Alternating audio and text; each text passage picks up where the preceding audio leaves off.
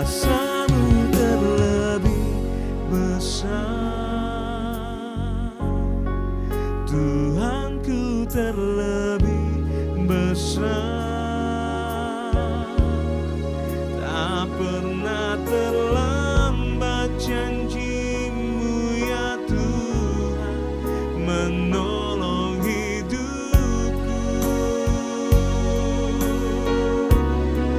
Kuasa-Mu terlebih besar,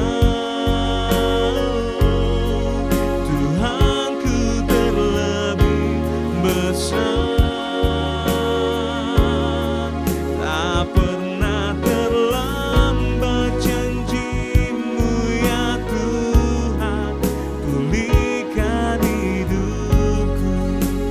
Tak pernah terlambat, tak pernah terlambat janji-Mu ya Tuhan, pulihkan hidupku. Dan tak pernah terlambat janji-Mu ya Tuhan, pulihkan hidupku.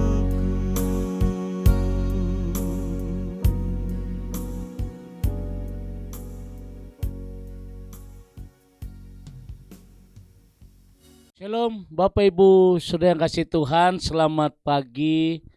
Kita berjumpa hari ini hari Kamis dalam acara renungan pagi Bapak Ibu.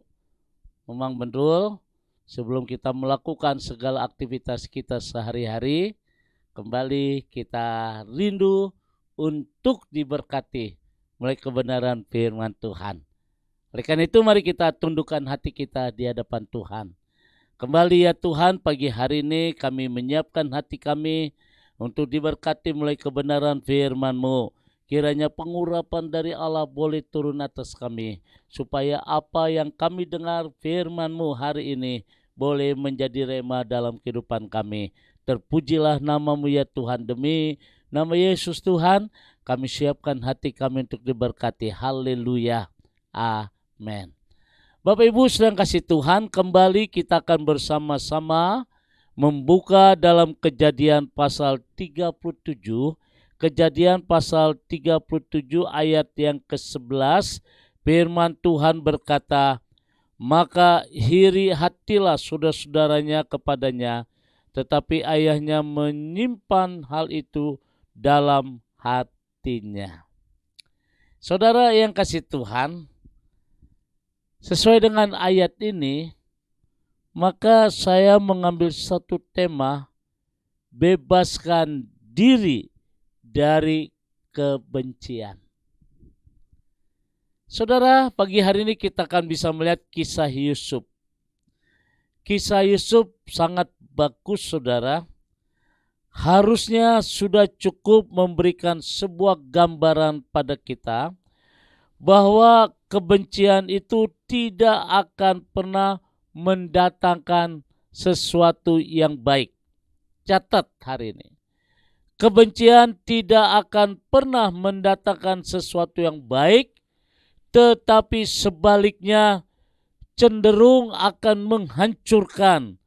Saudara, akan menghancurkan kehidupan kita dan membuat hidup kita semakin tidak layak di mata Tuhan. Saudara, jika kita cermati peristiwa Yusuf, kisah Yusuf dalam bacaan ini, saudara, jelas di sana bahwa sesungguhnya dari pihak manusialah kebencian itu terjadi. Kita ambil satu contoh, saudara-saudara Yusuf merasa bahwa Tuhan itu lebih sayang kepada Yusuf, dan jauh lebih dari itu, mereka menyadari bahwa saudara mereka ini beda. Artinya saudara, bahwa kebencian itu dimulai dari perasaan iri dan cemburu melihat apa yang terjadi dengan orang lain. Satu petik yang kita lihat hari ini, saudara, bahwa manusialah yang menyebabkan ada kebencian. Di mana kita bisa melihat bahwa saudara-saudara Yusuf merasa bahwa Tuhan itu lebih sayang kepada Yusuf daripada mereka. Jadi awalnya ada satu kecemburuan membuat iri hati. Nah, inilah permulaan dari peristiwa demi peristiwa ada kebencian. Saudara, bukankah hal ini seringkali terjadi dalam kehidupan kita? Seringkali kita iri dan cemburu melihat kenyataan hidup orang lain seperti diberkati, lebih sukses, lebih berhasil, dan lebih luar biasa. Sehingga timbul rasa iri hati dan cemburu, lalu kita mulai membenci orang itu. Memang benar tanpa kita sadari, iri hati itu yang menimbulkan sebuah kebencian dalam hidup ini. Kebencian yang terus-menerus akan membuat seseorang bisa melakukan hal-hal yang lebih buruk, bahkan sampai membunuh pun sanggup dikerjakan orang-orang yang penuh dengan kebencian. Seperti peristiwa Raja Saul. Dia iri, dia cemburu, dia benci dan akan membunuh Daud, saudara. Bapak Ibu sedang kasih Tuhan, ini juga terjadi pada saudara-saudara Yusuf. Saking bencinya mereka kepada Yusuf, mereka berencana untuk membunuh Yusuf. Namun Tuhan tidak akan pernah membiarkan perkara buruk terjadi pada orang-orang yang dikasihinya. Saudara, dan itu berlaku pula pada Yusuf.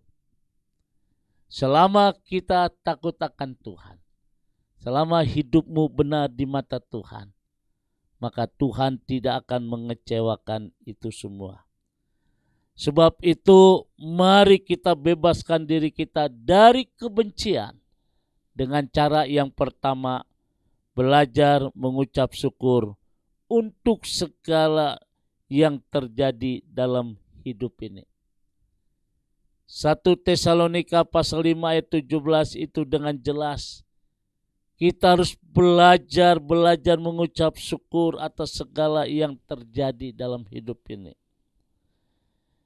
Saudara, Immanuel Kant pernah mengatakan, kelakukan tidak bersyukur adalah dasar dari sebuah kejahatan. Jadi ucapan syukur membuat kita mampu menerima apapun kenyataan hidup yang Tuhan izinkan terjadi dalam hidup kita. Menjauhkan kita dari perasaan iri dan cemburu pada orang lain.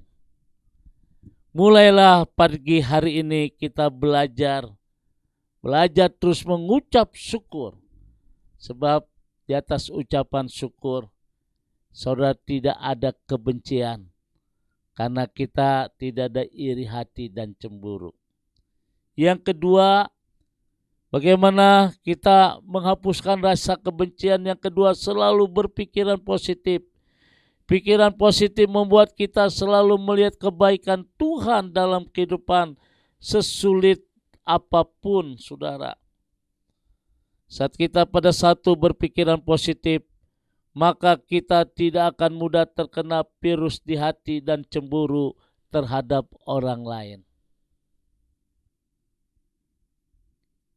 Nah, saudara, kita bisa lihat di sini saudara-saudara Yusuf telah membuktikan saat mereka mulai berpikiran negatif terhadap Yusuf yang menceritakan mimpinya, maka mereka penuh dengan amarah dan kebencian dan mulai merancang yang jahat pada Yusuf.